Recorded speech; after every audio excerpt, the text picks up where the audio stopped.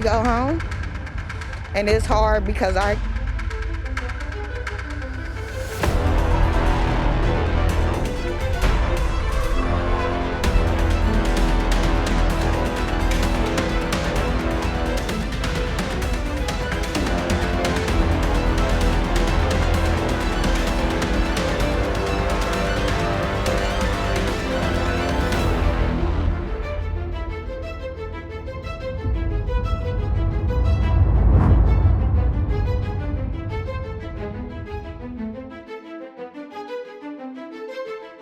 Cincinnati, sitting along the Ohio River, has a way of telling the truth when the evening light fades. Not everyone here has a place to go back to. I'm sharing this with you like we're sitting across a table calmly but honestly. Recent numbers show that in 2024, about 489 people in Hamilton County experienced homelessness. More than 22% of them were children.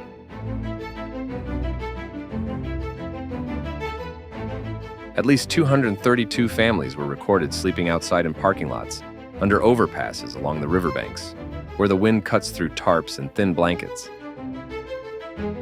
At the same time, Cincinnati Public Schools reported that during the 2023-2024 school year, around 304 students didn't have stable housing. They still made it to school in the morning, raised their hands in class, took tests. But at night, they had no idea where they'd lay their heads. So this isn't just about missing a bed or a roof. It's about safety, about dignity. What would be a good outcome for you? Just get an apartment, get off the streets. But I'm getting ready to turn 60, so well, I've been out here for 10 years, so I don't see it happening anytime soon. Probably just die out here.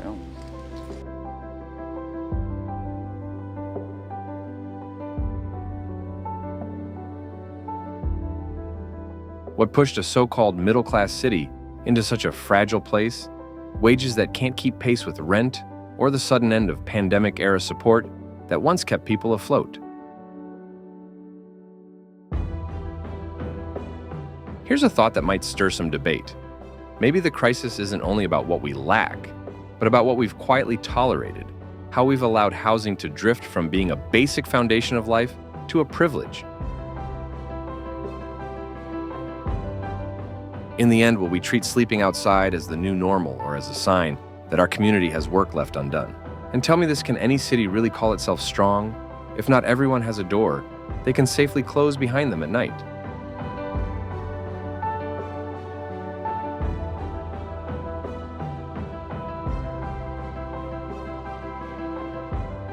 It's kind of rough at times, you know.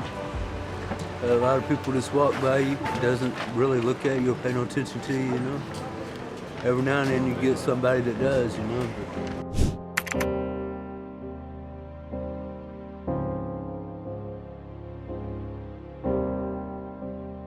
Cincinnati doesn't need a fresh marketing slogan right now. It needs straight talk.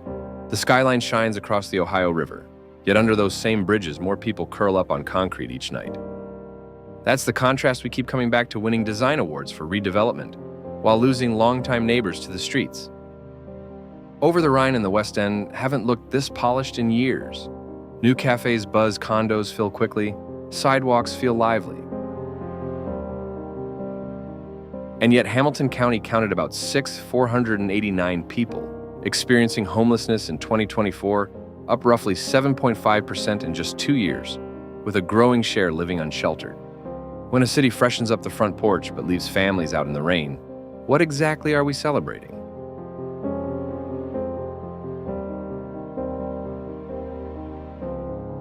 The numbers around children are especially painful.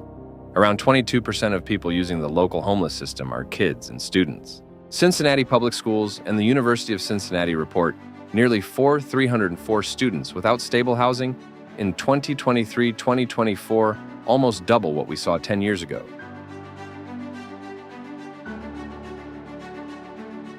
You and I both know what that looks like in real-life homework done under a car's dome, light showers grabbed at a cousin's house, a backpack doubling as dresser and suitcase. Meanwhile, the number of single adults sleeping outdoors has nearly doubled in 2 years.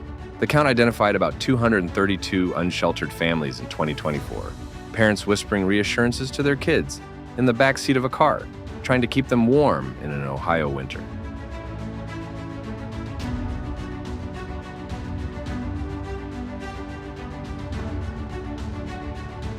We can argue policy all day, but that image speaks for itself. This isn't a crisis driven by bad choices, it's a crisis driven by capacity and systems. The Central Access Point Helpline screened more than 4,700 households last year, but was able to fully serve only about a third. Diversion efforts do help most people who receive that support don't return to homelessness, but the funding simply doesn't match the need.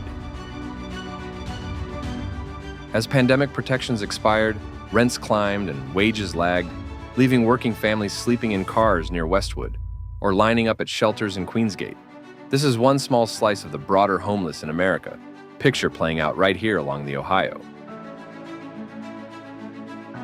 The city is trying to respond, including a proposed $5.5 million day center in Queensgate that would offer bathrooms, warmth, and access to caseworkers, a humane step, but far from a solution to a housing market that locks out the very people who helped build it.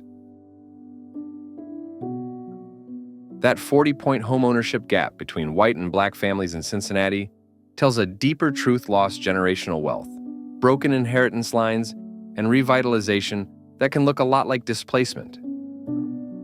Behind every data point is someone with a name and a story, a dad and daughter camping out in their car, a grandmother quietly helping unhoused students stay in school, a construction worker whose injury cost him both his job and his apartment. Outreach teams know these stories by heart. On paper, Cincinnati looks strong, but that strength leaves thousands behind. Real success won't be measured in cranes on the skyline, but in kids sleeping in beds instead of minivans and rent relief that actually reaches families in evictions prevented and in deeply affordable homes built and preserved.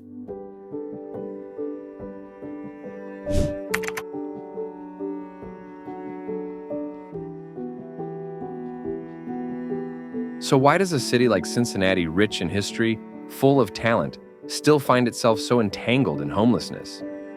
The truth is, there's no single cause. It's a knot of long-standing issues tightening over decades. Pull it apart, and three forces stand out: a shortage of affordable housing, a deep mental health and addiction crisis, and wages that simply don't keep up with the cost of living. Each adds pressure. Together they create a storm that's hard to escape. Let's start with housing, the biggest piece of the puzzle. Cincinnati just doesn't have enough places people can afford. Walk through neighborhoods like Avondale or Price Hill, and you'll see it rents rising faster than paychecks longtime residents priced out of homes they've lived in for years. The statistics tell the story: a roughly 40% homeownership gap between black and white residents, one of the worst divides in the country. That didn't appear out of thin air. It's the legacy of redlining and biased lending, when banks literally mapped black neighborhoods as high risk, shutting them out from mortgages and investment. Those red lines may no longer be printed on paper, but their impact lingers in who owns who rents and who ends up without a stable place at all.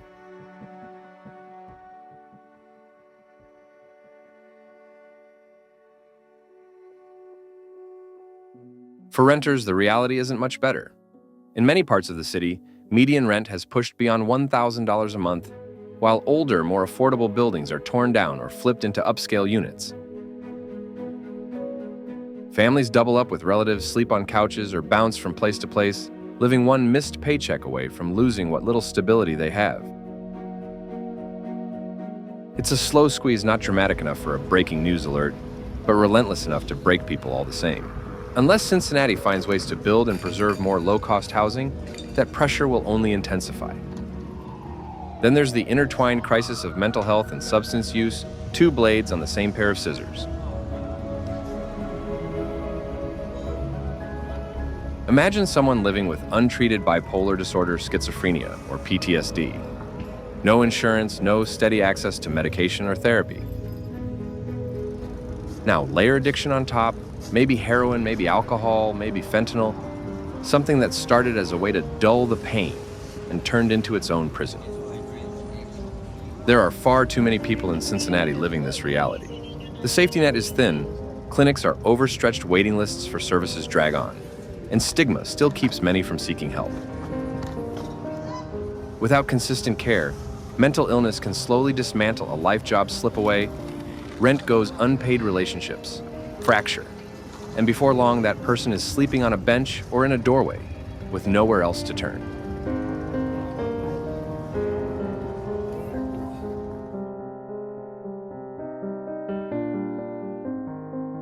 Addiction follows a similar trajectory.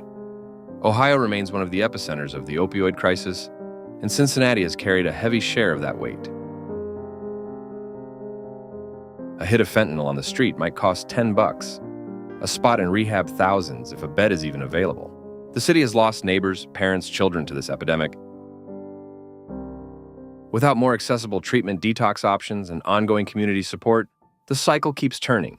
This isn't about moral failure. It's about a system that repeatedly fails those who need it most. And then we have to talk about wages and work, or rather work that doesn't pay enough to live. On the surface, Cincinnati's economy looks solid. Procter & Gamble is headquartered here. The arts scene is vibrant, and the riverfront and Cincinnati suburbs gleam with new development. But under that shine, too many people are being left behind. The state's minimum wage is $10.45 an hour, about $21,000 a year, if you can get full-time hours, which many workers can't. For a single parent in retail or food service, the math is brutal. Maybe $500 in monthly income, $900 gone to rent, $500 to childcare before groceries, gas, or a car repair. The numbers just don't add up. Gig work offers no real rescue. Driving for Uber, doing food delivery, picking up odd jobs can fill some gaps. But the pay is unpredictable, and the wear on a car often eats away most of what's earned. Meanwhile, wages barely budge while the cost of everything else creeps upward. Cincinnati was once a manufacturing powerhouse, a place where steady work could support a family and buy a home.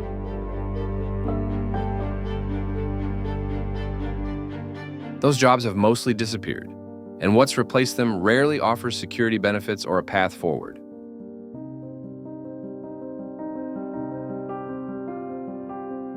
These aren't people unwilling to work. They're people grinding away inside an economy where the rules no longer lead to stability.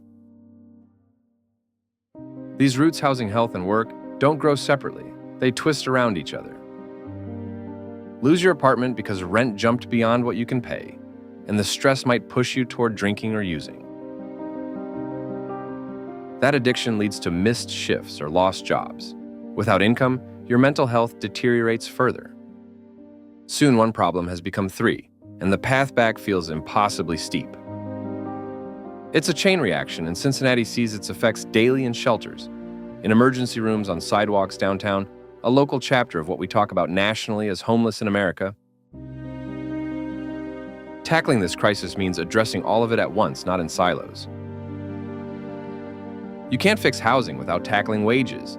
You can't treat addiction without mental health care and stable shelter. You can't talk recovery without real economic opportunity. It's a heavy lift, no doubt, but naming how these forces connect is the first real step toward lightening the load for Cincinnati and for every community trying to change the story.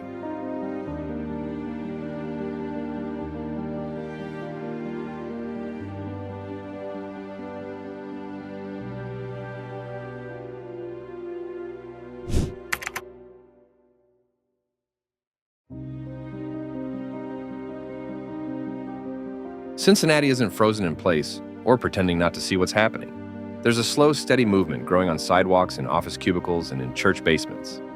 People pushing toward one shared goal, giving everyone a fair chance at a safe, stable life. The city is far from flawless, but there's a stubborn grit here, a quiet refusal to give up. This is where the story shifts from despair toward action, from hardship toward hope, even as Cincinnati's struggle becomes part of the larger Homeless in America story. One major focus is closing the massive homeownership gap, especially for Black families. That 40% divide isn't just a statistic. It's a wall built brick by brick over generations. City leaders and community partners are trying to chip away at it with down payment assistance grants for first-time buyers and fair lending reforms. Picture a couple in Avondale signing the papers for their first home because a local program cut their upfront costs in half. Progress may feel slow, but every new set of keys handed over is another crack in that old wall proof that small wins still matter. While filming, we sat in on housing workshops where families listened closely, faces lit with cautious optimism. They weren't just chasing four walls. They were reaching for belonging, dignity, and a sense of rootedness in the city they call home.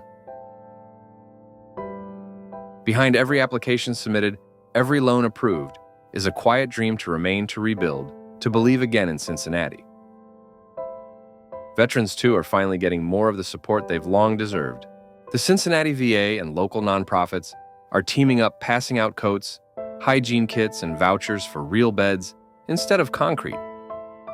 Imagine a veteran under I-75 waking to a volunteer gently saying, "You're not forgotten." Organizations like the Joseph House go even further, offering PTSD counseling, addiction treatment, and a path back to stability. We joined one outreach team as they moved through tent encampments with calm compassion, no lectures, no blame, just presence. They greeted people by name, offered what they had, and listened. Meanwhile, shelter soup kitchens and mobile outreach crews keep the informal safety net from tearing completely. Places like Shelter House on Reading Road serve hot meals while connecting people to job leads, counseling, or housing programs. Volunteers pour soup, while caseworkers sketch out fragile but hopeful plans for lives knocked off balance. It's messy, underfunded, and far from perfect, but it's full of heart. Everyone we met, staff, volunteers, and people staying in shelters, kept saying the same simple thing: we're trying.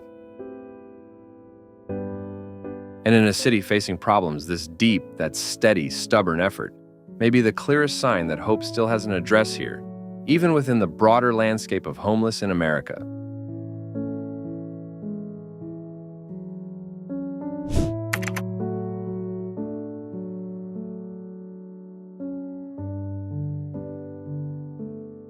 So where does Cincinnati go from here? Real change won't come from slogans, but from steady, grounded action. It starts with truly affordable housing, turning vacant lots into modest homes and small apartments, backed by smart tax incentives, so rent doesn't swallow every paycheck. Then comes rebuilding mental health and recovery services, plus real job training so people can turn skill into stability. Add property tax relief to keep longtime owners from being priced out of their homes. This isn't a fantasy. Other cities have done it, and Cincinnati can too, helping rewrite the story of homeless in America into something far more hopeful.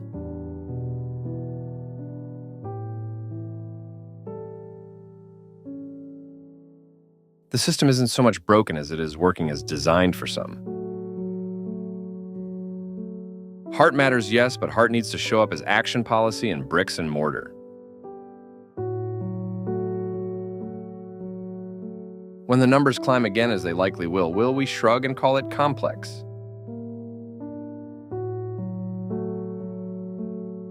Or will we finally call it what it is: unacceptable?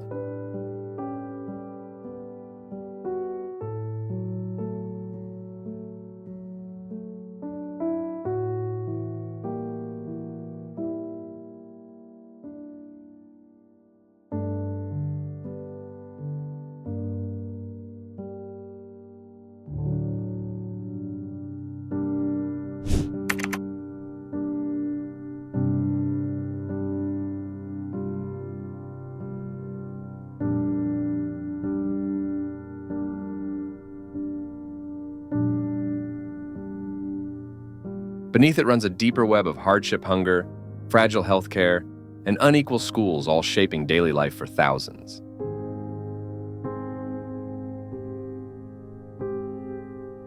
To really understand homeless in Cincinnati, Ohio, you start to see these aren't separate issues. They're chapters of the same story.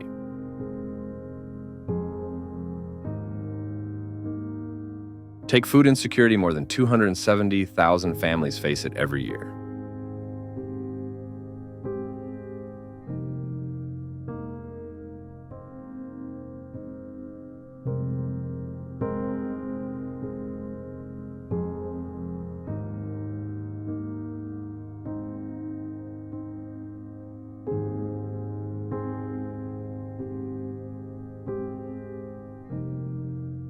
That's children staring into empty lunchboxes, parents stretching one loaf of bread across too many meals, the quiet fatigue of hunger that never fully lifts.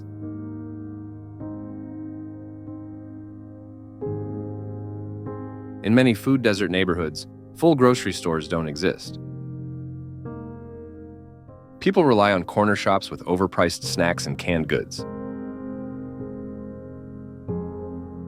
Living miles from fresh produce isn't just inconvenient, it wears on a person's dignity.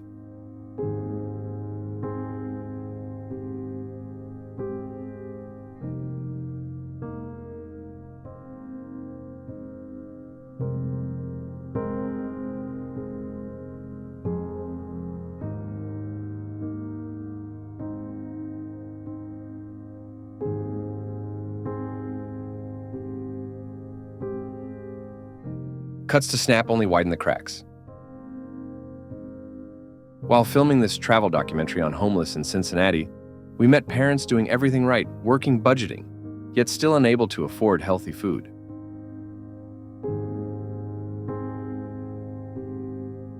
Their struggle echoes the larger reality of homeless in America, where effort alone doesn't always guarantee survival.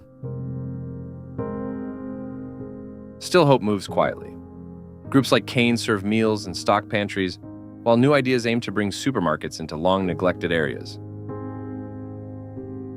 Food, healthcare, education, housing, they're all bound together. Tug one thread and you just might start to mend the whole fabric.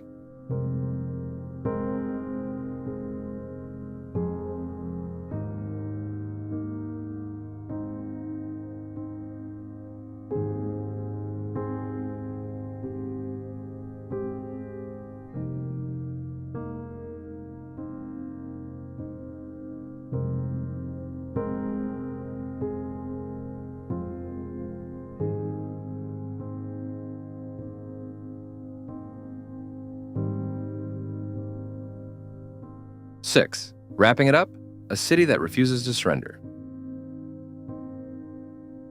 Cincinnati's story isn't just another case in the wider crisis of homeless in America. It's proof of a city still pushing forward, even when the odds feel heavy. Yes, the housing market is tight and jobs are uneven. But walk the streets and you'll see both the hardship and the hope tents under bridges, and right beside them, volunteers serving meals, neighbors stepping up new housing projects, slowly emerging. What stands out most to you? The kids studying in cars, outreach teams in the rain, first-time homeowners, breaking cycles, or the quiet acts of kindness? Because how this story ends depends on all of us.